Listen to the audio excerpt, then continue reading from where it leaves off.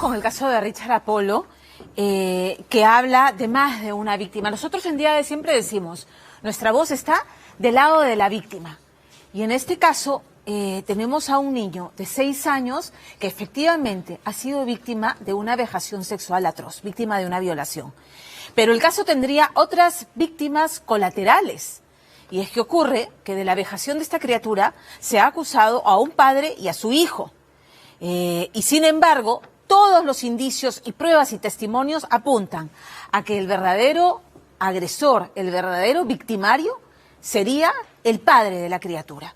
A ver, la versión de este hombre es que su hijo de 6 años fue sorprendido por Olimpiades Ares y su hijo Elmer mientras hacía sus necesidades. A punta de golpes prácticamente lo secuestraron, se lo llevan a la punta del cerro y ahí abusan sexualmente de él.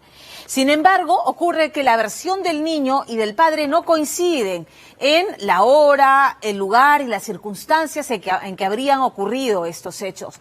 Pero además están los testimonios de los vecinos que describen a este padre como un hombre alcohólico y maltratador, que maltrataba a su hijo y que más bien habría obligado a su hijo a acusar a Olimpiades y a Elmer. Otro detalle importante que va a haber en la nota de Richard Apolo es que los padres de la víctima jamás se presentaron en el proceso y mucho menos en el juicio que terminó entonces con la condena de Olimpiades a cadena perpetua. Mientras tanto, su hijo pasó a la clandestinidad. Dispuesto a mostrar su inocencia, se dispuso su captura, lo que finalmente ocurrió. Pero en ese interín, Elmer logró reunir pruebas y testimonios que demostrarían su inocencia. Pero siguen presos. Y de esto se sabe en cuánto. Hace 19 años. Hace 19 años. Richard Apolo.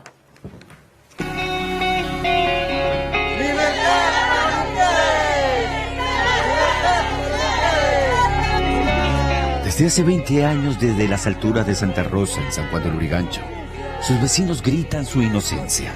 ¡Que la justicia sea justa para Olimpiades! ¡Olimpiades es inocente! Desde hace 20 años, sus hijos esperan que las autoridades revisen el caso de su padre y se den cuenta del terrible error que se cometió contra él.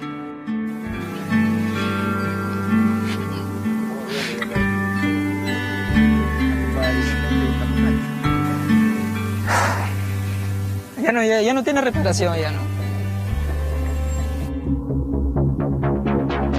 Y desde hace 20 años, desde prisión, Olimpiades hizo.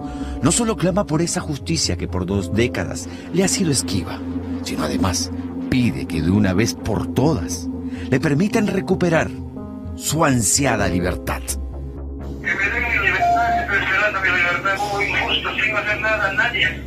¿Cómo me espero durante tanto tiempo? Era jueves 3 de octubre del 2002 cuando, tras llegar de su trabajo, entonces como vigilante de una empresa ubicada en el distrito de Magdalena, Elmer Iso Huerta llegó a su barrio en San Juan del Lurigancho y se dio con la noticia que la policía se había llevado detenido a su padre Olimpiades. Rápidamente cuenta, fue a la comisaría en busca de su progenitor, sin saber que aquel día sería el primero de 20 años de una infernal pesadilla. Y me dicen, Elmer, ¿no sabes qué pasó? A tu papá se lo han llevado preso, me dice. Yo digo, ¿preso? ¿Será pues que de repente ha habido alguna pelea en la agrupación, como era una invasión? Y me sorprendió y después me dice, no, dice que han violado a un niño y le están acusando a tu papá. Y llego a la comisaría y sale mi tío, su hermano de mi papá. Me dice, hijo, Elmer, no vayas, me dice. ¿Por qué? ¿Por qué, tío? Le digo, ¿qué pasó, papá? ¿Qué pasó? No tengo que ir, ¿qué pasó con mi papá? No, me dice que a ti también te han acusado. Aquel 3 de octubre en horas de la mañana, el padre del menor, vecino del asentamiento humano donde vivía la familia Iso en San Juan del Lurigancho, se había acercado a la comisaría para, junto a su hijo de 6 años, denunciar la violación de su menor, el cual decía le había contado que 3 días antes, es decir, el 30 de septiembre del 2002, Olimpiades Iso, junto a su hijo Elmer Iso Huerta, lo habían interceptado a la subida de un cerro, donde se dirigía a hacer sus necesidades, y tras golpearlo, supuestamente, habían abusado de él. Todo, decía, había sucedido la mañana del 30 de septiembre del 2002. Esa era la versión y con esa versión es la que mantuvo la fiscalía. Sí, la versión de la policía lo mantuvo la fiscalía Y es la única versión que a nivel policial acá en San Juan de Lurigancho se ha hecho, es la única versión que hay hasta ahora. Nunca más, ni en el juzgado, ni los jueces de la primera sala nunca obtuvieron más, porque nunca acudió el papá del denunciante. Él pidió la confrontación, él mismo también, y nosotros también pedimos, pero nunca acudió. Nosotros pedimos y el fiscal aceptaron que el niño debía ir a declarar, la mamá del niño también, y nunca fueron a declarar. Si bien los certificados médicos corroboraban que el niño de 6 años había sido ultrajado sexualmente, la acusación contra Olimpiades y su hijo Elmer parecía no calzar con lo que aparentemente había sucedido aquel lunes 30 de septiembre. Y es que durante las investigaciones y posteriormente durante el proceso penal, fueron muchos los vecinos del asentamiento humano de San Juan de Lurigancho que acudieron a brindar su declaración, dando fe dónde había estado cada instante de aquel 30 de septiembre, Olimpiades. Los testigos daban fe que Olimpiades estuvo llevando agua para sus vecinos, que era como entonces se ganaba la vida. Él se dedicaba a hacer acarreo de agua, porque ese tiempo no teníamos servicio de agua. Prácticamente todo el horario de ese día está mapeado y todo se presentó a la fiscalía con los testigos. Todos prácticamente dijeron que ese día mi padre estaba laborando. Sin embargo, para la policía y la fiscalía no habían dudas de la culpabilidad de Olimpiades y de su hijo Elmer. Para la justicia, los testimonios de los vecinos no tenían validez. La contundencia del certificado que daba fe que el niño de 6 años había sido ultrajado sexualmente, pero además el supuesto reconocimiento que el menor había hecho en torno a Olimpiades, bastaba para sindicar a Olimpiades y su hijo como aquellos que la mañana del 30 de septiembre del 2002 habrían ultrajado sexualmente al menor. Yo siempre le decía a la policía que yo no tengo nada de culpa, soy inocente, siempre le decía y no me creyeron. Usted decía, yo me voy a salir, yo me voy a ir con él, así decía, ¿de dónde se quiere ir?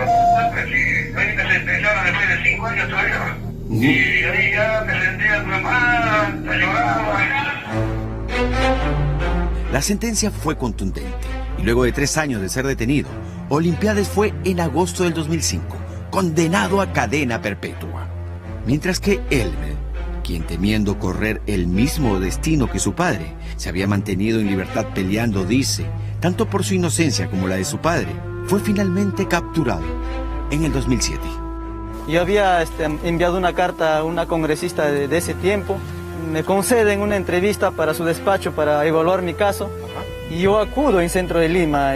La señorita de la puerta me pide los documentos y como salgo requisitoriado, me dice, uy, hay un problema. Tenía para irme, pero no me fui. Esperé como 15 minutos, vino un policía y me llevó y ya prácticamente ahí quedé detenido. Ya capturado, fue llevado a un penal a la espera de su sentencia. 3 meses después, estaba ante un tribunal. Estaba derrotado, pensando que correría la misma suerte que su padre Olimpiades. Estaba seguro que, al igual que él, lo sentenciarían a cadena perpetua. Fui directamente a la sala, ya no pasé por el juzgado. Habían 3 nuevos jueces integrantes de esa sala, quienes vieron mi caso. A Dios gracias, salí absuelto porque no había más pruebas que nos incriminaran que solamente la declaración contradictoria de quien nos acusaba. Aquellos magistrados, al parecer, habían estudiado el caso y, sobre todo, sopesado, al parecer, la hipótesis fiscal contra Elmer. Por cierto, era la misma hipótesis que había servido para condenar tiempo atrás a cadena perpetua a su padre Olimpiades. Una hipótesis que la sala que condenó a Olimpiades valoró afirmando que había sido corroborada y, por lo tanto, ubicaban la mañana del lunes 30 de septiembre del 2002 tanto a Olimpiades como a Elmer en el lugar de los hechos, siendo los responsables, decía la sala, de haber interceptado al menor en el cerro para luego ultrajarlo sexualmente. Pero contrariamente a los magistrados que condenaron a Olimpiades, el tribunal que procesaba a Elmer decidió valorar las pruebas de Elmer, que certificaban que el 30 de septiembre del 2002 había salido muy temprano de San Juan de Lurigancho rumbo a su trabajo como vigilante en una empresa ubicada en el distrito de Magdalena, donde laboró desde las 7 de la mañana hasta las 3 de la tarde. Y por la lejanía, regresó a San Juan de Lurigancho casi al final de la tarde. Personal administrativo fue citado por la primera sala penal en mi juicio y declararon y llevaron los documentos correspondientes. Y es así que con esas pruebas ya no tuvieron cómo acusarme a mí. ¿Por qué a tu papá no le creyeron? Lamentablemente, pues él no tenía de repente la suerte que tengo yo de tener un trabajo en una empresa formal y tener toda la documentación y pueda demostrar que uno no ha estado en el lugar de los hechos, que uno es inocente. Fíjate que ahí ni siquiera se respeta el principio de congruencia. Se vulnera este principio porque no hay congruencia, o sea, no son hechos separados, son los mismos hechos. Ahí nomás tú te das cuenta que esta condena es cerrada. A la justicia desde un principio no le pareció raro varios hechos. Por ejemplo, que 2 semanas después de denunciar el ultraje, los padres del menor junto con el niño desaparecieran del barrio y no se presentaran nunca, ni durante las investigaciones, ni durante el proceso contra Olimpiades, ni contra Elmer. Tampoco a la justicia le pareció importante pedirle a los padres una prueba fundamental. Supongo yo que también se llevaron la ropa del niño para ser revisada. Si le contara, el papá del menor se comprometió ahí ante la fiscalía acá en la comisaría de Cantorrey que la ropa que vestía el niño lo iba a entregar. Claro, porque era importante. Es que nunca lo entregó. ¿Nunca lo entregó? Nunca lo entregó, por lo contrario, desapareció. Pero hay otros hechos importantes que tampoco se entiende, como la fiscalía no tomó en cuenta a la hora de investigar. Entre ellos el testimonio de Justa Vergaray, quien narró hace 20 años cómo toda la mañana hasta casi las 5 de la tarde, del lunes 30 de septiembre del 2002, el niño estuvo en su casa bajo su cuidado, tomando desayuno, viendo televisión y luego almorzando. Pues refería por entonces Justa, la madre del pequeño lo dejaba bajo su cuidado, desde la mañana hasta aproximadamente las 5 de la tarde, que la madre volvía de trabajar. Cuenta la mujer que ese 30 de septiembre solo fueron 2 veces en las que el niño abandonó su casa, y las 2 fue porque su padre fue a buscarlo. La primera dice a las 3:30 de la tarde, y la segunda señala 1/4 para las 5 de la tarde, cuando nuevamente el padre del menor se lo llevó por segunda vez cerro arriba. Cuando la madre del niño llegó al asentamiento a las 5 de la tarde, cuenta Justa, ella se encontraba en la ladera del cerro junto a Olimpiades Siso. Y los 3 fueron, dice, testigos de algo que tampoco la fiscalía se tomó la molestia de investigar. Por lo menos 10 minutos, 20 minutos hablé con un estado abajo y su mamá subió corriendo. Y cuando su mamá está subiendo por ahí, de mi puerta más arriba, el niño bajaba de arriba del cerro llorando. Cuando su mamá entró a su choza, el niño estaba llorando. Y entonces le dijo, ¿por qué lloras? Y el niño estaba bien asustadito, no quería hablar. El caso de Olimpiades Siso iría al parecer más allá de una mala investigación, que hablan, por ejemplo, de la aparente falsificación de su firma en su declaración en la sede policial cuando fue detenido. El señor Olimpiades declara, pero sin la presencia de un abogado defensor. Solamente presente la policía y la fiscalía. Reclama que esté presente su abogado. Y él no está de acuerdo con la declaración. Lo que hacen ahí, falsifican la firma del señor Olimpiades Isotapia. No es la firma. ¿Cuál es la original? Para corroborar que la firma del señor Olimpiades había sido falsificada en su declaración, realizamos una pericia grafotécnica. Esta es la firma falsificada. Esta es la firma del señor Olimpiades Tapia. Este es el no se parece en nada. Ustedes... Mira la firma del señor Olimpiades Tapia y mira la firma falsificada. Es un garabato. Hace 2 años la Asociación Inocentes Perú, cuya misión es defender a sentenciados injustamente, se hizo cargo del caso de Olimpiades Siso y busca ahora que el Tribunal Constitucional revise el caso de Olimpiades y este por fin alcance justicia. Tenemos toda la esperanza de que el Tribunal Constitucional pueda anular esta condena injusta y pueda disponer otro juicio con todas las garantías que le asisten al señor Olimpiades Isotapia. Yo por gusto tengo motivos sin culpa, hombre inocente, estoy pagando culpa de otra gente, por eso yo quiero mi libertad ya, porque ya tengo mucho tiempo